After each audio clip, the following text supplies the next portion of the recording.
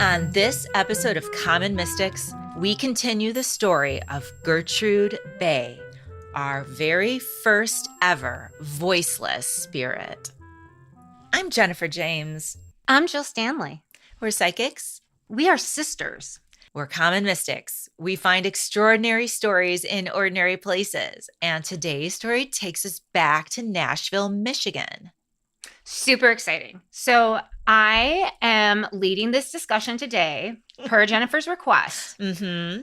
You did the outline. You did I this. did. This is your mess. Did this. Well, let me tell you. So over the summer, we decided we were going to have a mystic summer camp. And we invited 7 people from our tier 4 because we wanted to do a couple things. So many of them reached out to us being like, I want to be in the car with you. I'm like, it's really not that fun. And we want to be in the car. I'm like, okay, we can get you a car. So we created a situation where we rented a truck. We rented a house, a truck, like a big rig. No, we rented a van.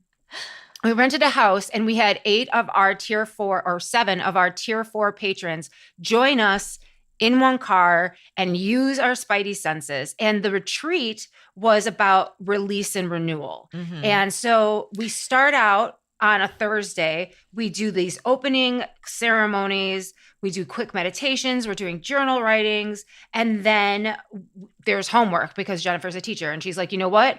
I'm going to bring the homework. And I was like, bring the homework. So they had homework. Now the next day. I don't think anybody did the homework. I don't think anyone did that. Lisa might have done the homework because she's a good student. She is so sweet. Like literally I want to keep her. I want to keep her too. But I want to keep Kelly and I want to keep Edmund. I want to keep them all. I want to keep them all. But not all of them were good students. They weren't a Lisa. Not all of them were Lisa. I think Kelly's a good Kelly student. You know what I mean? Like Kelly did the assignment, but she did it in a Kelly way. Yeah, yes. yeah. Yeah. She's like me in that respect. Yeah, you got to respect that. Mm-hmm. You can't do it verbatim. You gotta stretch it. You gotta improvise. Okay. So anyway, our people come, we meet them. We have a fantastic first evening, opening rituals, meditation, and then we give them homework and we let them simmer overnight. And then on Friday, following day, Jennifer, my sister, dazzles us with some light yoga and meditation. I am not a yoga instructor. I was so impressed. I'm not even being sarcastic. Thank you.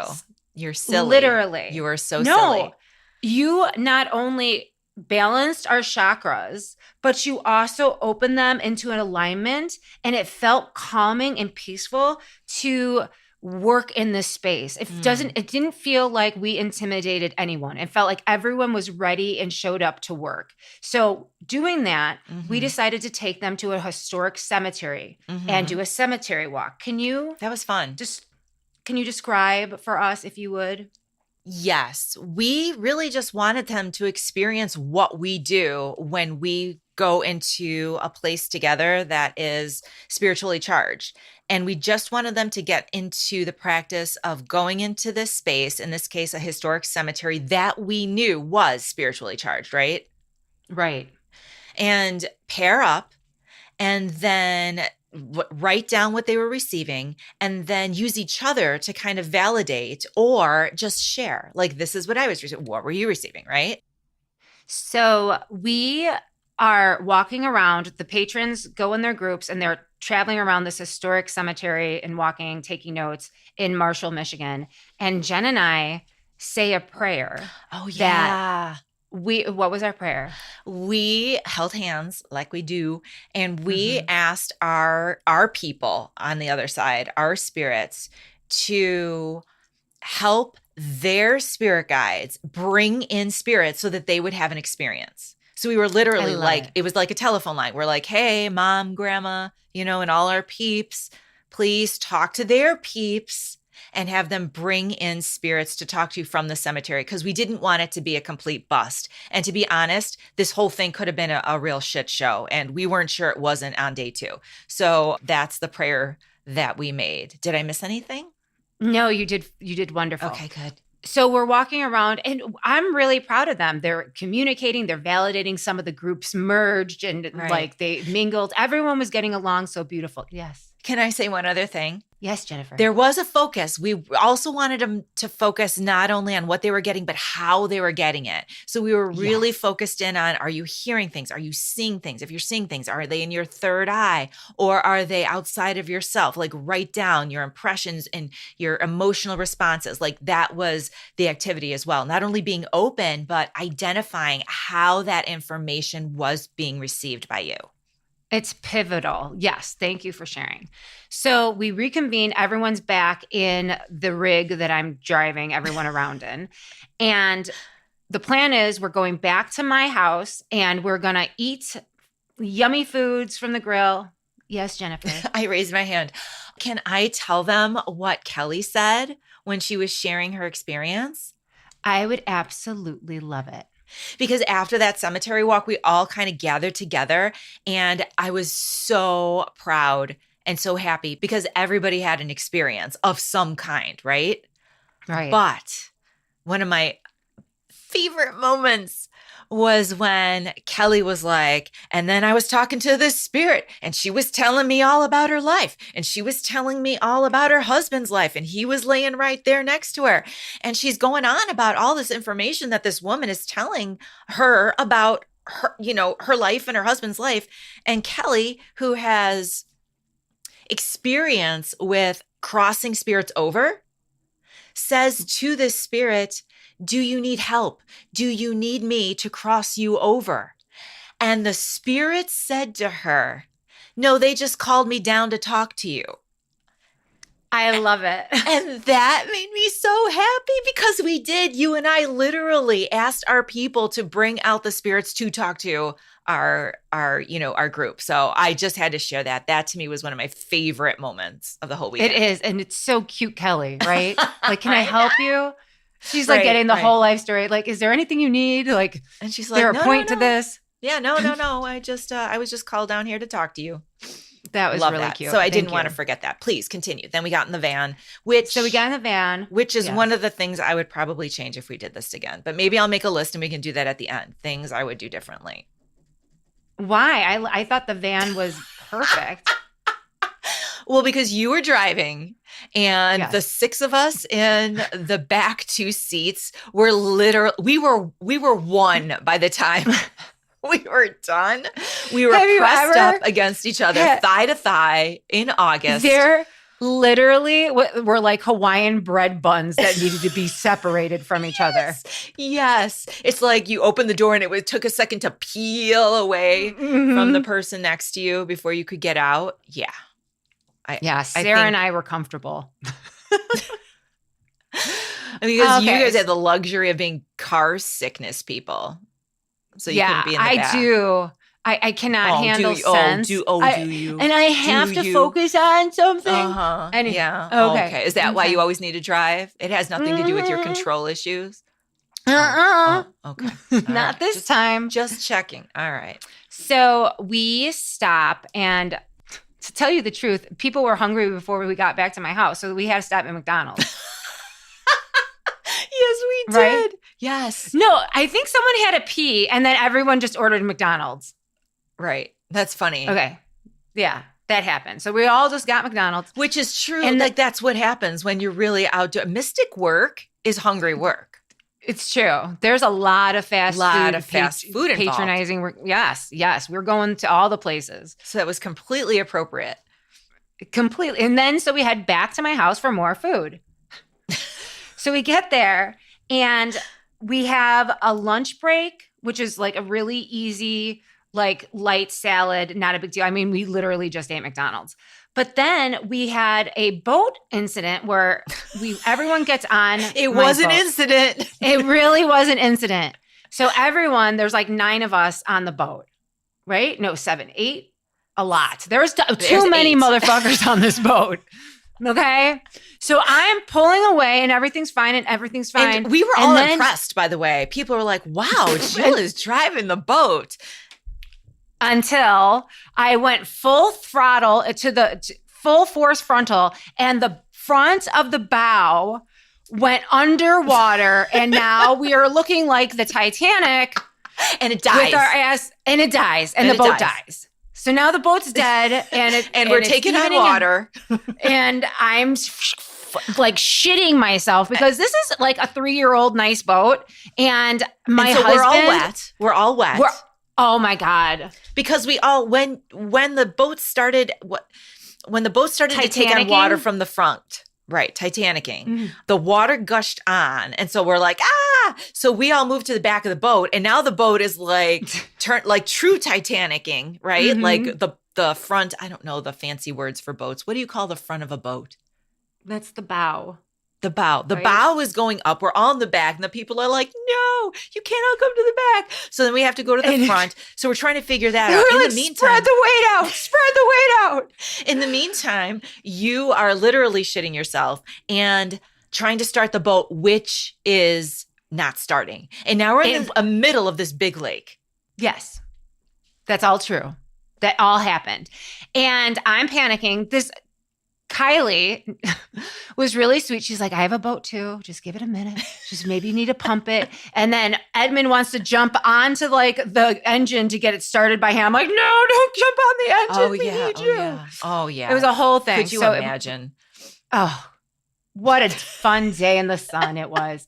Then I realized, so we're sitting there and we're all kind of like, we actually started problem solving a little about people that you knew who lived on the lake who could come and ferry us back one at a time or a few at a time. But as it turns out, the gauge or the throttle was not in neutral, and that's why the boat wouldn't start. Oh. So that was my panic moment of that day. And then you fixed it and you got us all back safely. I was like, we're getting off this boat right now. We're not talking. We'll talk on land. So we get off the boat. And so now we have a lot of free time because boat fun day is not happening. No. So I'm like, hey, I'm like, boat we can mishap moment, and we were done with the boat. Yes, we're all done with the boat. They're not lake people. So we go back and we're sitting on my back patio. And after my heart stopped palpitating, I was like, we're all on land. We started having meaningful discussions about what we experienced or they experienced at the cemetery walk. And I'm so proud. It really worked. They were really getting information. Do you remember some of the key moments or the key pieces of information that they brought up? No. I really don't. I thought that there were some names that Thank you. that kept coming up in different contexts. And so someone would be like, I was getting the name Mary. And then somebody else would be like, I was getting the name Mary too. But they were in completely different parts of the cemetery looking at completely different things, right? Mm-hmm. So and then there was a Mary Bell. Mary Bell. There was a Frank and Clara. Yes. So those were some different, I don't know if they're common or uncommon, but some names that were coming up that we just took note of. Right.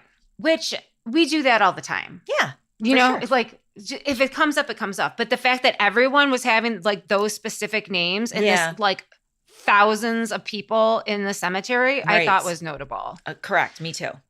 So now we have a big break in our lake fun day. We're not going back on the lake. It's not fun. So it's very stressful. And I think your boat is a really nice boat, but I think we were too much for it. You know what? Not the first time someone said that to me. Not the first time. Like, you're a little much. You're a little much. Mm-hmm. So I was like, we can either do a short Mystic ride and we can use our Spideys in the area, or we can visit Nashville, Michigan, and you guys can see the Putnam Library. Which is our very first episode. You're all loyal listeners. You will ever remember Nashville. They were like, Nashville it is. Yeah. I was really surprised because I did not know that they would even be interested in going to Nashville and seeing the public library where we had our first story.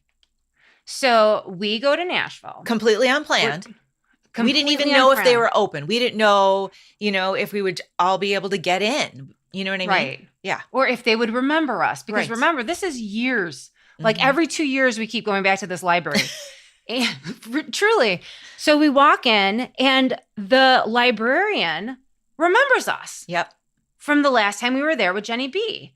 And we tell her, we're like, we're doing our first ever Mystic summer camp, and they wanted to see the Putnam Library. And she said, well, do you guys want the tour upstairs? Now, which is usually closed. blocked off. Yeah, Yes. usually closed to the public. So at this point, everyone's mouth is open and they're like, yeah, yes, uh-huh. So now we and our group are walking up the stairs and we are discussing where Gertie was found in the house, how Right. she could have been missed, where Frank's bedroom was. Right. So you walk up the stairs. Frank's bedroom is directly to the right. There is a bedroom smack dab on the top of the stairs in front of you. Frank's room is to the right of that. Mm-hmm. And if you make a left, the master bedroom is on a left. Mm-hmm. And there is another bedroom on the right. However, inside the bedroom on the right across from the master bedroom, in a closet, there is a small door that is the door to Gertie's bedroom. Right. Basically a small attic space. You had to crawl into it almost. And the water that she would get accessible was coming in through the roof. Mm-hmm. That was the point where Gertie would get water if it was raining and coming through. So each one of us walked into that room, went into the closet one by one, and spent time in Gertie's bedroom. Mm-hmm. And it was really surreal. Mm-hmm. We were all very quiet and respectful. It was a miracle that we were all even up there, to be honest. We never expected this kind of backdoor access with no sort of appointment. You know, we just all show up and we're like, and she walks us upstairs and just lets us, you know, spend time in that space. And it was a very reverent sort of, I mean, what a great group, Jill. It really was. Everybody was so respectful and really just communing is the best word. You could feel Gertie there.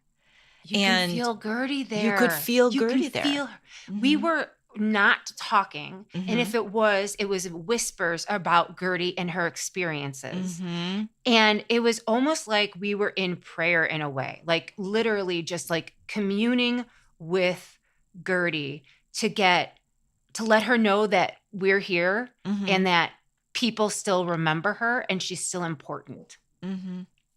So when we're in this space and now every one of us had gone into Gertie's closet bedroom in the attic and comes out, we're standing there and we're asking the patrons and our friends, we're like, hey guys, what are you experiencing?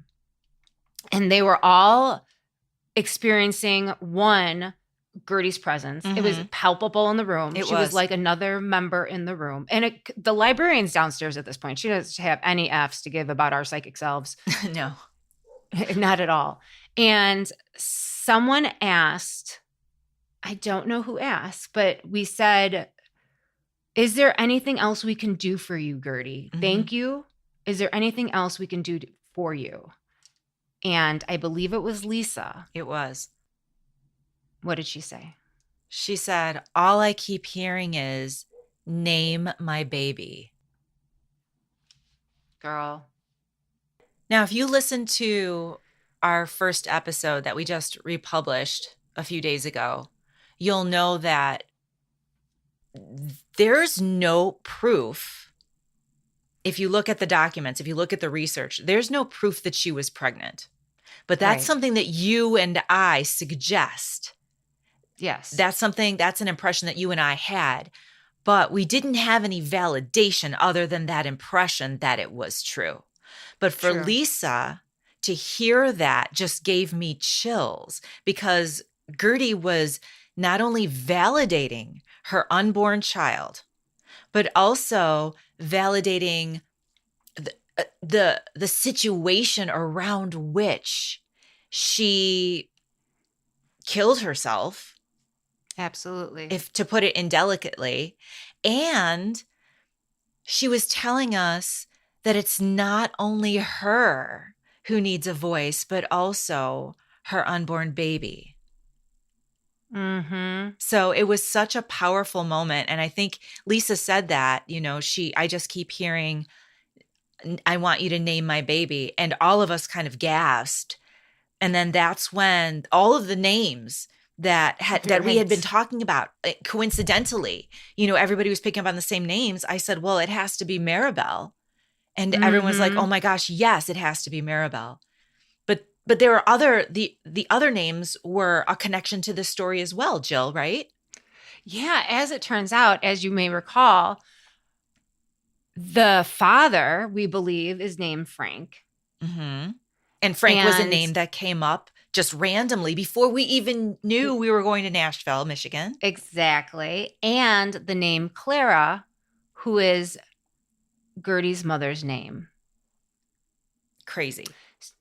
So crazy. So And we're Jill, like, I just have to say, this is one of those synchronicities that validates, like, this is real. Like, you can't make this up. They're getting these names. We don't know what they mean. And then they have a choice, right? We don't even have like the agenda like in yeah, stone. we were They have supposed to be playing in the lake. That's which what we were supposed to, did not happen did not because happen. You were I'm playing too Titanic afraid. instead. Yeah, exactly. And then the fact that we go to Nashville and all of a sudden it's like click, it all makes sense.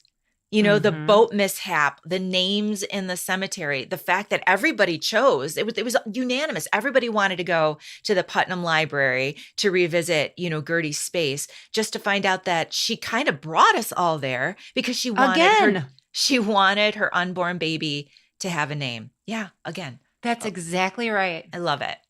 I love it. I love it too. So what did we do?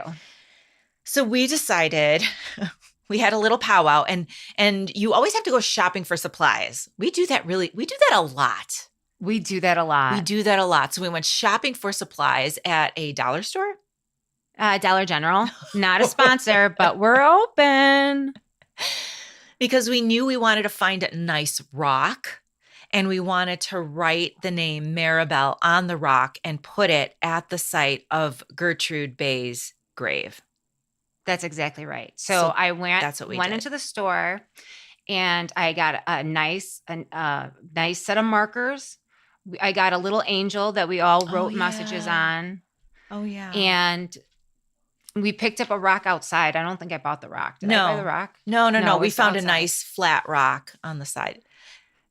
And Jennifer, because Jennifer has the perfect handwriting, wrote Maribel unborn. Yes. And then we had the little angel that we put on the grave of Maribel and Gertie. And we had a little ceremony for them.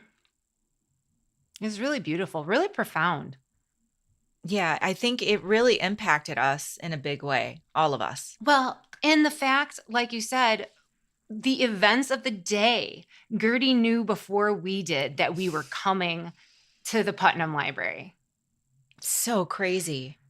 So after the Putnam Library and that experience, then we went to Mooville, yummity yum yum, and we all got ice cream and we played in the pet farm and it was just a good time. We took ridiculous pictures, which are on our Instagram page. You need to see them if you haven't. And I think when we got back to the house, I believe we did another meditation. But I think when I rethink of the impact of Gertie and how the original story, I was so mad at the people of the town that they shooed her and kind of put her under the carpet. Like it was not a big deal. The servant killed herself, boohoo kind of thing. And she was really discarded in a way. I really do believe that us bringing light to Gertie's story made her so appreciative. And she, like, every time we go to the Putnam Library, it's never a disappointment. Mm-mm. The time before when you, Jenny, and I went, it was, we found out about the Stryker Cemetery. The time before that, we found Gertie for the first time. It's just always an experience where Gertie, we know she's there and she's willing to help. Isn't that amazing? I know it's corny, but it really does strike me as amazing. It is. And I love the validation that she knows what we're doing and appreciates it. She has fans all over the world. And Yeah. the staff remembered us, Jennifer. I The know, staff that's remembered insane. us. That is I lost like insane. 100 pounds and she knew exactly who I was. Did you I lose was like, 100? Isn't it like 80? 95. Okay. Can I round up? Crazy. Is that fair? So crazy. Okay, so things we would do differently. Oh, Okay, we need a Okay. bigger van next time, or we need to go into groups because you might have been comfortable in the driver's seat, but in the back seat, we were a little too cramped. And I will also say, if someone wore like perfume or cologne, it could have been a lot. too much. Okay. Well, you know what I'm saying. One. Not too much if you're just, just going around your day, but when you're packed into the back of a van, it's a little too much. So Okay. Note let's one. do that Bigger differently. view. Okay. Bigger vehicle. I think that was a Suburban, wasn't it? I think so. Yes, bigger vehicle. Well, you might need I to will get tell your, you, your I asked for a minivan and they didn't have any. They were supposed to reserve it. They were like, oh, the last one just left. So I wouldn't think that a minivan would be big enough either. I think a I Suburban and a do. minivan are kind of the same size. We need a bus, Jill. I would get a bus. I can't drive a bus. You need a CDL license. Isn't that what they call them? I don't know. Get on that. I don't know. Get on that. Oh, okay. CDL license next. Okay. Very good. And go ahead. We need to check out the space before The rental. the rental space before we book it. Mm-hmm. Mm-hmm. It had a beautiful view. A beautiful view, and everybody was so gracious. But They were problem solving for each other. One of our patrons were gluten free.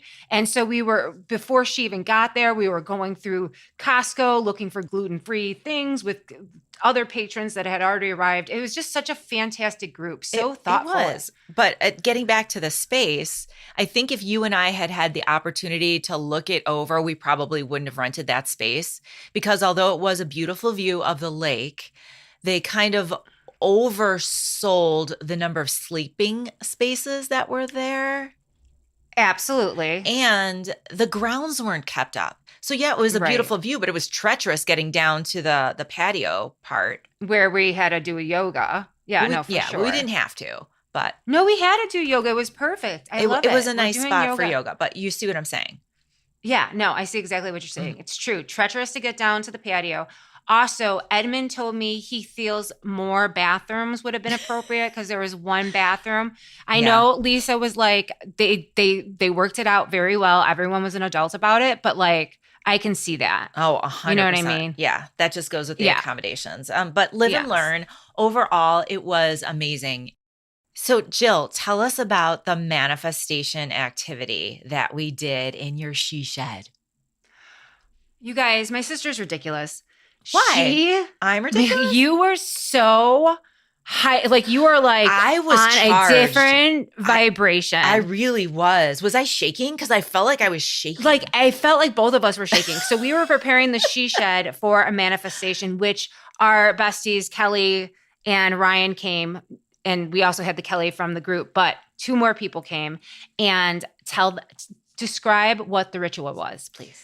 We all had a candle that we got to pick. So we were all in the she shed, which is a small space, and we made a circle so everyone was sitting around. And an altar. And well, it was kind of a table that we made into an altar, right?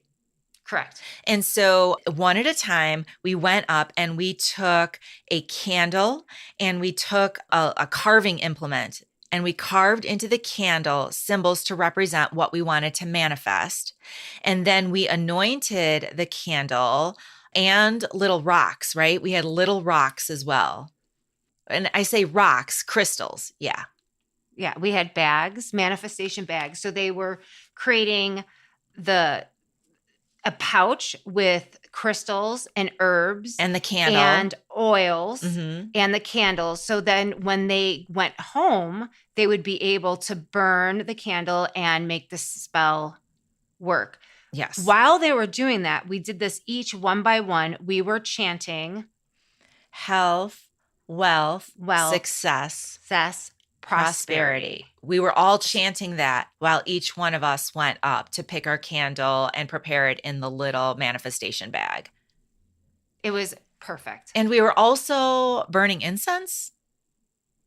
Yes, you and I prepared the space by burning incense before everyone, and we set the tone with the music and the incense. Right. We had music and incense. So it was important that during this chanting, we had a bottle of water to drink because it was a half hour of straight chanting. True dat. I felt like it was a very powerful experience, to be honest. And then on the way out the door, we had given each patron a little bit of Hawaiian Oh, yeah. Salt. and had a little blessing that you say to them as they were taking the salt that I did not have in front of me. Yeah. It was like a blessing for the ancestors. That was a Hawaiian thing. Mm-hmm. Yeah.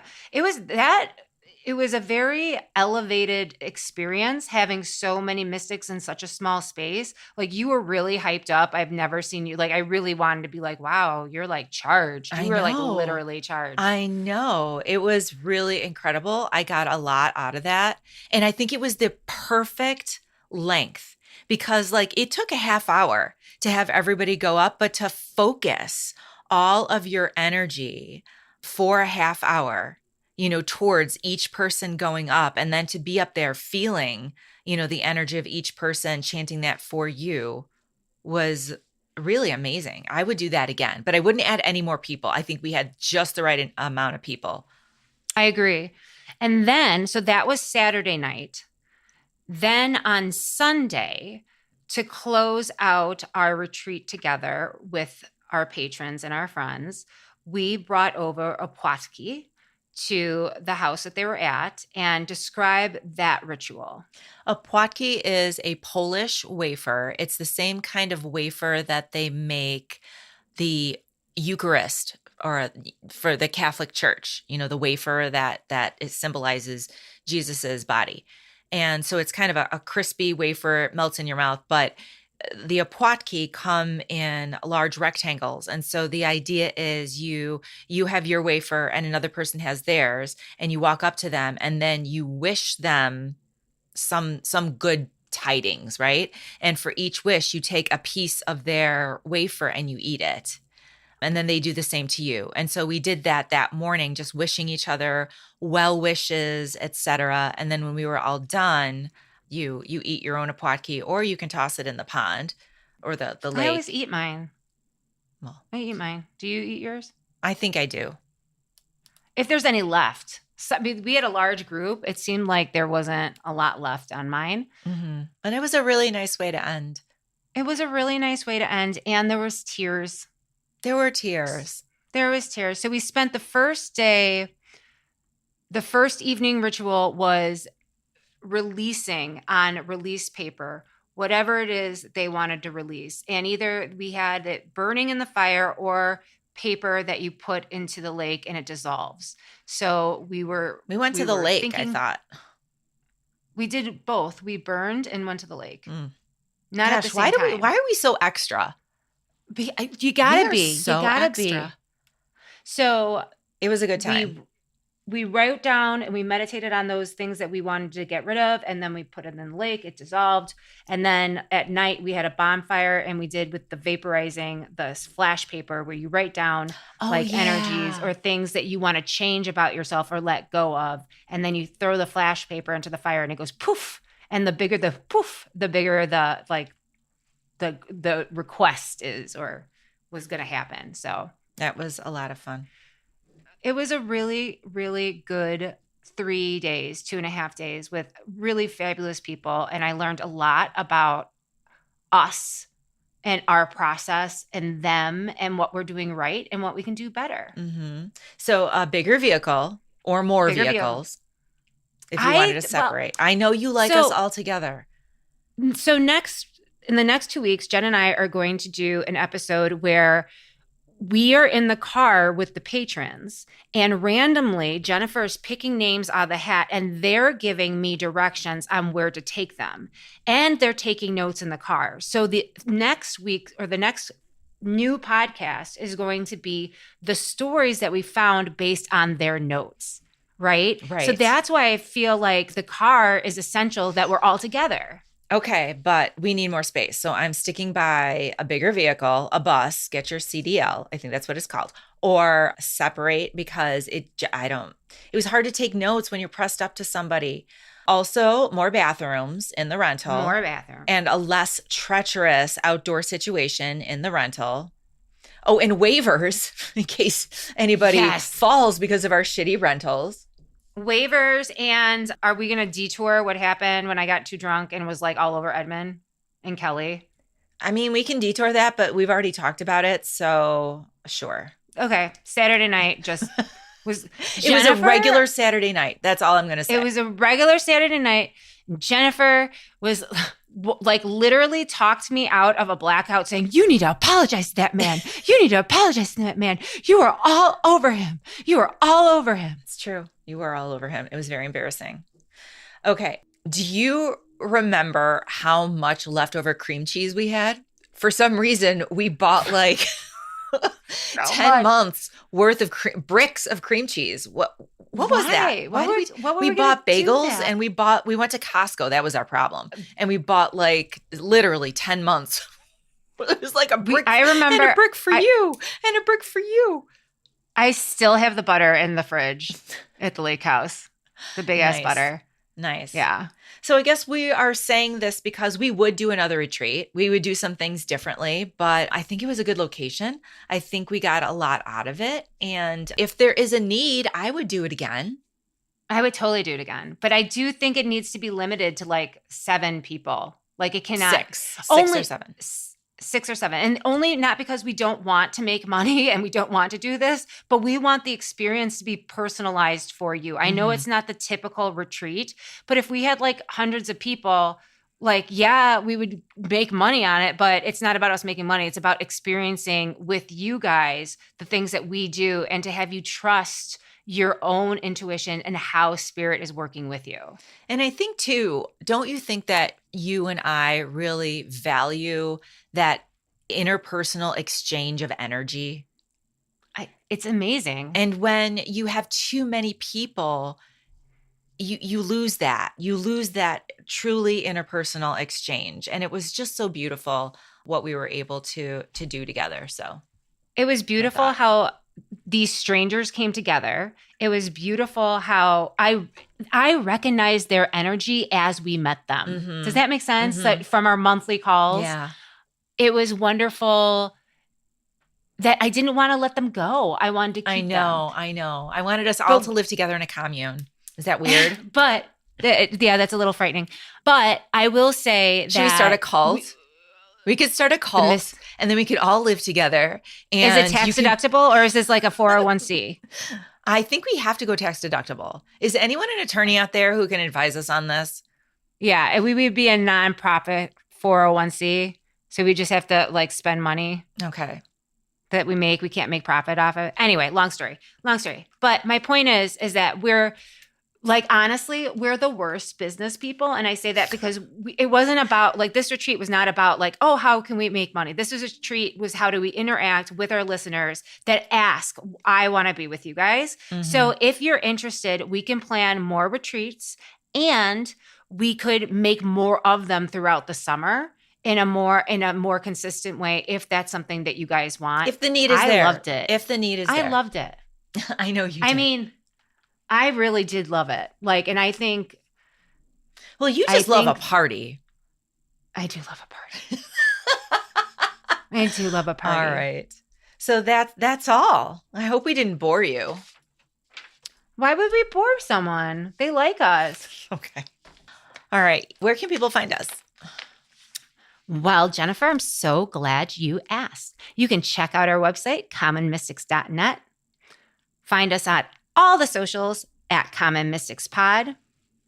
Please share us with your friends, even your neighbors, enemies, postmen, whomever. Let them know about us. We're growing and we'd like to see our numbers growing.